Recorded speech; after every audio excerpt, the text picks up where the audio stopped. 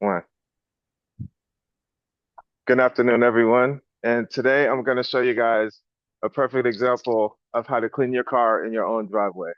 Starting with the very first step, I'm going to show my team members and I'm going to show my audience here.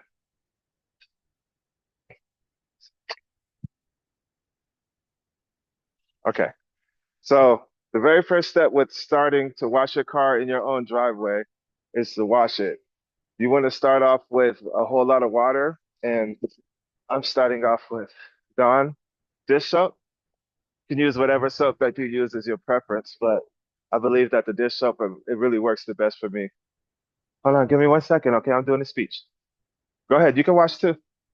Give him a rag, please. So we got another member that wants to wash, so I'm gonna let him go ahead and add. No, not that, just to wash.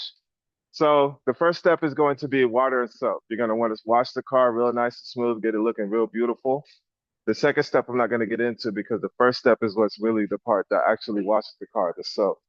You want to get a whole lot of soap. I wish I could show you. Matter of fact, yeah, the water here. So you get your water, you get your soap, you get you some wash rags. You can use mittens, whatever you prefer. I prefer to use dish rags because it's so much simpler.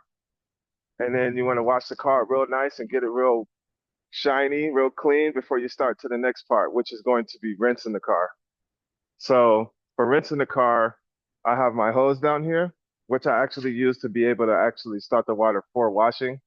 You want to get your hose, you want to start the hose, you want to rinse the car off, and you don't want to see no more soap. So the next step would actually be rinsing. First washing, then rinsing. You want to get the car looking nice and shiny. You don't want to stop rinsing until you don't see any more bubbles because that lets you know that you haven't really like rinsed it off all the way.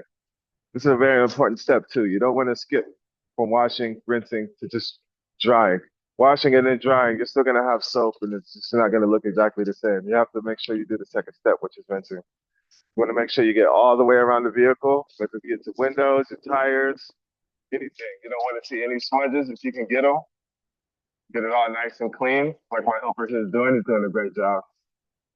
So the third step of this is actually going to be drying. So after the washing, after the rinsing, the very last step would be drying the vehicle.